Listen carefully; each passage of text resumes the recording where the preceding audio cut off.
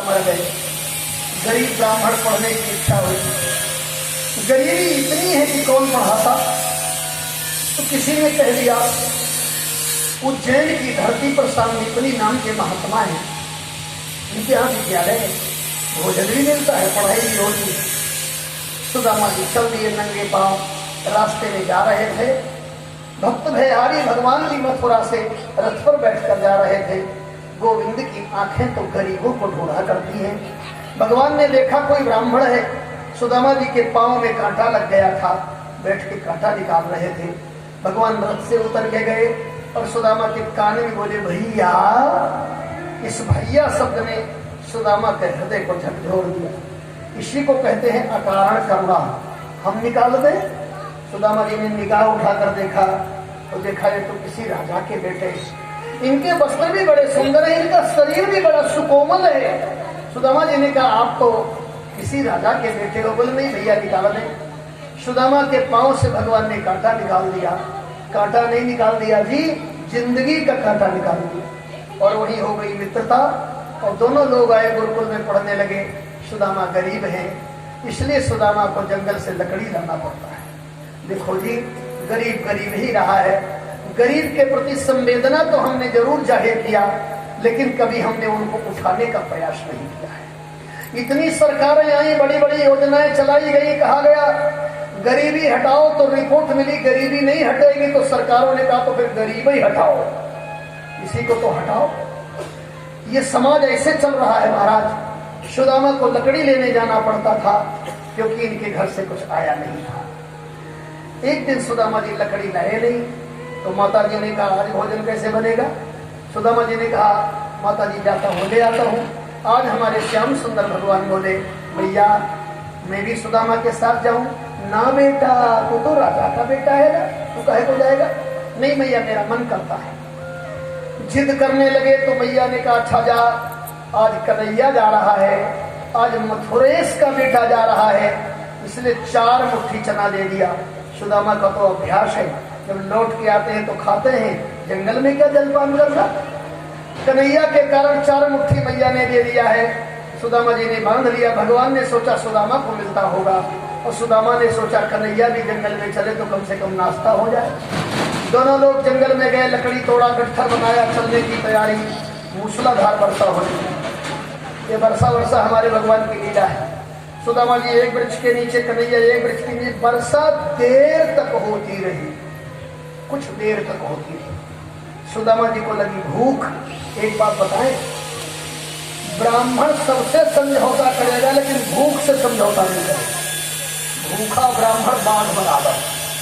ब्राह्मण का पेट भरे रहो तो पसंद रहता है।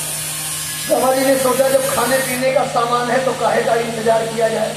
अच्छा आप लोगों ने भी अनुभव किया होगा, कहीं लंबी यात्रा वात्रा करो और कुछ अपने पास रखे रहो तो खाने का बड़ा मन करता है, ना रहे तब तो संतोष है। स्टेशन आवेगा तो देखा गया है तो बार बार खोल के खाने का मन करता है।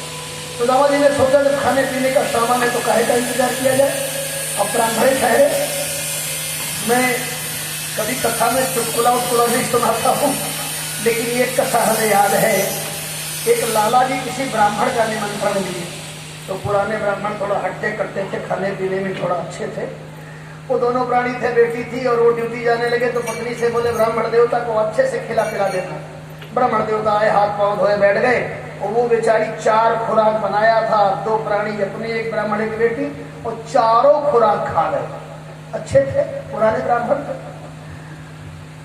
और उनका अभ्यास था खाने के पहले पांव धोते थे, खाने के बाद भी पांव धोते थे। और जब भोजन करने के बाद पांव धोने लगे तो बेटी दौड़ी दौड़ी आई, बोली मम्मी मम्मी वो फिर धो रहा है।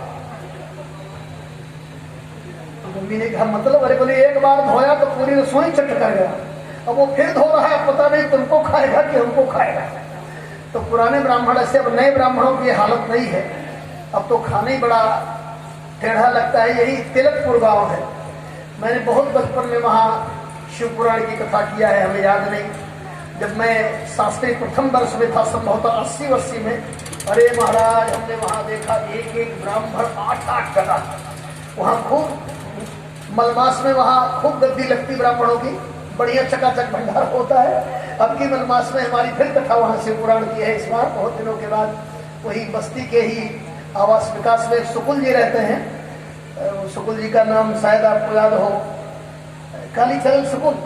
तो वो यही करा रहे हैं, 11 दिवसीय शिव पुराण की कथा है, बलमास के पहले ही चरण में। तो मैंने देखा कि ब्राह्मण लोग बस क्या करते, हाथ सूखा ब्राह्मण भूखा, भोजन करने के बाद हाथ धो लिया जाए। पुराने ब्राह्मणों की बात है, आजकल नहीं। सुदामा जी को भूख लगी, सोचने लगे खाने पीने का इंतजाम न करना चाहिए। एक मुट्ठी चना खाया, पेट नहीं भरा। दूसरी मुट्ठी लिया, मन नहीं भरा। जब तीसरी मुट्ठी खाने लगे तो कन्हैया ने कहा क्या हो रहा है? बोले कन्हैया सुदामा सुनो, हमें लागत है कछु खात हो भैया। सुदामा जी ने कहा ठंडी से दांत कटा कट कट और नहीं कछु बात कन्हैया। लाला तो ठंडी से दांत कटकटाए रहे हैं, भगवान समझ गए ठंडी से की भूख से दांत कटकटाए रहे। चारों मुट्ठी खा गए। तो लीला गोविंद की लीला है, गठरी उठरी फेंका, चल दिया लेकर के। और जैसे 10 कदम चले, भगवान ने कहा सुदामा जी भूख जोर की लगी है। सुदामा जी ने कहा गुरु जी इंतजार में होंगे, चलो ना भोजन किया जाएगा। नहीं, वो माता जी ने चना दिया था, वो कहाँ है? सुदामा जी ने धीरे से कहा भैया हमने तो खा लिया, सब खा लिया। सुदामा जी ने कहा एक मुट्ठी खाया तो मन नहीं भरा, दूसरी मुट्ठी भी लिया तब भी मन नहीं भरा। हे कृष्ण सकलम भक्षितम कृष्ण तब भागो न वर्तते। हम सब खा गए। भगवान ने कहा अच्छा, एक ब्राह्मण तीनों लोग की संपत्ति ले ले तभी हमें कोई आपत्ति नहीं, लेकिन इस लीला से समाज को कौन सी शिक्षा मिलेगी? मित्र का हिस्सा खा जाओ, भाई का हिस्सा खा जाओ। इसलिए जब गृहस्थी में प्रवेश करोगे तो गरीब हो जाओगे। सुदामा ने कस के पकड़ा गोविंद को और कहा कन्हैया आपसे प्रेम करने का यही फल मिला, आपने गरीब बना दिया।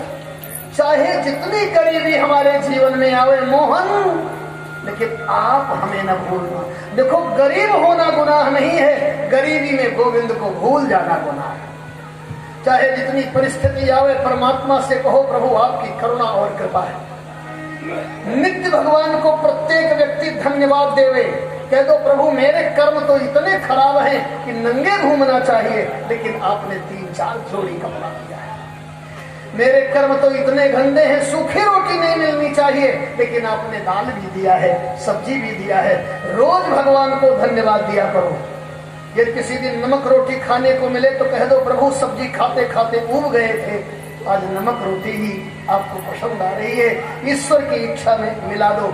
सुदामा कहते हैं प्रभु आपसे प्रेम करने का यही फल मिला, आपने हमें गरीब बना दिया। और वृंदावन वाले बहुत बढ़िया भजन गाते हैं। यहाँ सुदामा जी ने कन्हैया को पकड़ करके कहा तोहरे यारी माँ बिहारी सुख नाही पायो राम, तोहरे यारी